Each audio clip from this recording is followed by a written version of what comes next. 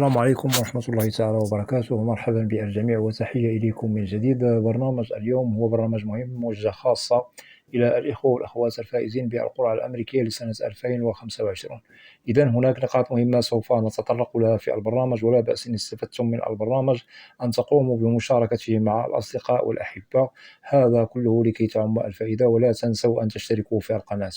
إذن بالنسبة لقرعة أمريكا، نؤكد إلى الفائزين الذين تأخرت عليهم رسالة الموعد وينتظرون ولديهم حيرة وقلق من حيث هل سيتوصلوا بالموعد بنعم أو لا. نؤكد على الذين أرقامهم صدرت في النشرة الشهرية، ونؤكد على الفائزين من المغرب وكذلك الفائزين الذين ينتسبون إلى قارات وبلدان أخرى. بحكم أنني توصلت بالعديد من الأسئلة متعلقة بهذا الشأن بخصوص المواعيد وتأخرها وفحوى التساؤل، كما وضحنا وأكدنا عن متى ممكن أننا نتوصل بالموعد، لقد تأخر علينا الموعد، إلى غير ذلك من التساؤلات المطروحة من طرف الإخوة والأخوات الذين أكيد أرقامهم صدرت في النشرات الشهرية. نجيب في هذه الحالة. يجب على كل الفائزين المعنيين بالأمر الذين هم أرقامهم صدرت في النشرة الشهرية وينتظرون بفارغ الصبر التوصل برسالة الموعد والمقابلة، ووجدوا بأن هناك تأخير، وأكيد هناك تأخير، يجب عليكم أن تشتغلوا على إجراء استباقي مهم، وهو مراسلة مركز كنتاكي أي كاساسي بالولايات المتحدة الأمريكية. وهذا الإجراء اشتغلوا عليه على الفور، هذا هو الحل، ليس هناك من حل آخر إلا الاشتغال على هذا الإجراء الاستباقي الذي يعتبر أكيد مهما. ونؤكد بأنه الفائزين الطارحين لسؤالهم في حيرة من أمرهم، بحكم أن الوقت المتبقي لنهاية إجراءات DV 25 قليل، أسابيع متبقية قليلة، وأكيد هذه الأسابيع هي التي يجب أن يقضى فيها الأمر، أي تجرى فيها مقابلتهم، لأنه بدون الحصول على رسالة الموعد فلا يمكن للفائزين إتمام إجراءات المقابلة بالسفارة الأمريكية. إذن الوقت المتبقي هو الذي يفصل بين الفائزين الذين ينتظرون دورهم للحصول على رسالة الموعد، الذي أكيد يحدد بالسفارة الأمريكية في بلدانهم الأم. وأكيد تعلمون بأنه جميعكم تعرفون بأن المدة المتبقية أكيد هي قليلة مقارنة بالأشهر السابقة التي مرت فيها المواعيد السابقة للفائزين بالقرعة الأمريكية لسنة 2025، لأنه الأشهر كان فيها، نؤكد على الأشهر السابقة التي مرت فيها إجراءات المواعيد والمقابلات، كان فيها متنفس من الوقت لإتمام إجراءات الترجمة وأخذ موعد مع الطبيب التي تأتي. هذه الإجراءات تأتي ما بعد الحصول أو التوصل برسالة الموعد والمقابلة، وتأتي قبل المقابلة بالسفارة الأمريكية. لهذا يجب تدارك الوقت. ما دامت أرقامكم صدرت في النشرات الشهرية فالمبادرة تأتي منكم. عليكم بإرسال رسالة إلى كاساسي أي مركز كنتاكي بالولايات المتحدة الأمريكية لأجل تسريع الحصول على رسالة الموعد. وأكيد بالنسبة للرسالة التي سوف ترسلوها إلى كاساسي سوف تقومون بوضع الكاس نمبر الذي يخصكم، وكذلك فحوى الرسالة هو أن رقمكم صدر في النشرات الشهرية ولا زلتم تنتظروا رسالة الموعد والمقابلة. وأكيد سوف توضحوا بأنه إجراءات DV 25 اقتربت من نهايتها. أكيد كاساسي سوف يأخذ رسالتكم بعين الاعتبار، لأنه يجيب الكل بدون استثناء.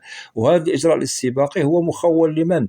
فقط للذين صدرت أرقامهم في النشرات الشهرية، ليس إلا. أتمنى أن تكون هذه النقاط واضحة. وبالنسبة للكاساسية ممكن أنه سوف يحدد لكم يعني الموعد قبل توصلكم برسالة الموعد بالموقع الذي وجدتم فيه نتائج الفوز السابق، لأنه الوقت بدأ أكيد يداهمكم. يجب على كل المعنيين بالأمر، سواء كنت من المغرب أو كنت من بلد آخر أو قارة أخرى، فلازم عليكم أن تشتغلوا على هذا الإجراء الاستباقي ونؤكد عليه.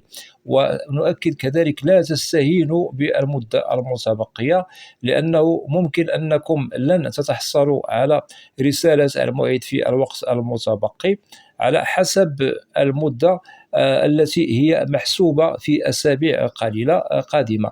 إذا الوقت المتبقي هو في صالحكم لحد الساعة، وعليكم اغتنامه بمراسلة كسسي، هذا لكي تتوصلوا برسالة الموعد على السريع، ولكي تشتغلوا بأريحية على الإجراءات التي تأتي ما قبل المقابلة بالسفارة الأمريكية. ونؤكد على ترجمة الوثائق وأخذ موعد مع الطبيب عن بعد قبل المقابلة بالسفارة، وهذا نؤكد عليه لمصلحتكم. واعلموا بأنه عندما تنتهي إجراءات DV 25 في وقتها المحدد، ونؤكد في سبتمبر المقبل أي شهر 9 من سنة 2025، فلا يمكن للفائزين آنذاك فعل أيها شيء، ولا يمكنهم التوصل برسالة الموعد، لأنه الوقت المحدد والموضوع من طرف وزارة الخارجية الأمريكية والمتعلق بالهجرة عن طريق القرى الأمريكية، أكيد هناك وقت محدد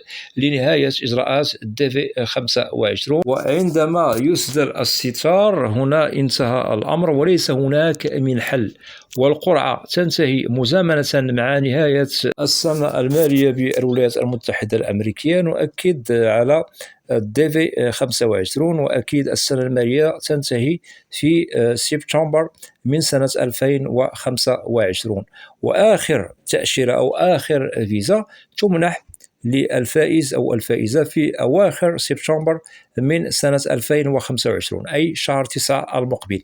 إذن نهاية DV 25 هي على الأبواب واقتربت من نهايتها، والفرصة هنا مواتية، أي الفرصة والوقت المتبقي هو لصالحكم. أسابيع محسوبة على رؤوس الأصابع. بالنسبة للوقت المتبقي محسوب في شهر و20 يوما، هذا هو المتبقي من تفاصيل إجراءات القرعة الأمريكية لسنة 2025. إذن ممكن لكم أن تشتغلوا وتبادروا على الإجراء الاستباقي الذي أكدت عليه، لأنه لا يمكن أنه مستقبلا في حالة انتهت إجراءات DV 25 أنكم تتحصلوا على رسالة الموعد والمقابلة.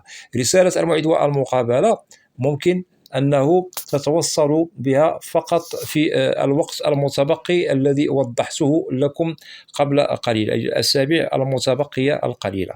إذن إرسال رسالة إلى مركز كسسي بالولايات المتحدة الأمريكية هو في صالحكم، وهو الذي سوف يحل مشكل تأخير رسالة الموعد عليكم. وإن شاء الله ممكن أنه تتوصلوا بالموعد في أقرب وقت ممكن، لكي تشتغلوا على إتمام الإجراءات التي تنتظروها بفارغ الصبر في الأسابيع القليلة المتبقية. وأكيد نستبشر خيرا في الوقت المتبقي، ونتمنى للجميع مسار موفق لإتمام إجراءاتكم بخير وسلام في أحسن الظروف والأحوال، بدون عرقلة بدون مشاكل. إذن للخلاصة إلى كل الإخوة والأخوات الذين لا زالوا ينتظرون ولديكم حيرة وقلق فيما يتعلق بتأخر المواعيد عليكم، سواء كنتم من المغرب أو من بلدان أخرى، فهنا لازم عليكم أن تشتغلوا على الإجراء الاستباقي الذي وضحناه لكم، فقط مراسلة كسسي هذا هو الحل. وممكن أنكم كذلك تتواصلوا مع السفارة الأمريكية في بلدانكم الأم لأجل معرفة مسار ملفكم، هل السفارة أو القنصلية الأمريكية توصلت بالملف بنعم أم لا. هذه الإجراءات لازم أن تشتغلوا عليها، لأنها تظل إجراءات استباقية قبل فوات الأوان. وأكيد الوقت هو لصالحكم، يعني الأسابيع المقبلة ممكن إن شاء الله تسمعوا فيها الإجراءات إذا اشتغلتم على كل ما هو مهم طرحناه لكم في برنامج اليوم، متمنيا للجميع التوفيق، وبالله التوفيق للجميع.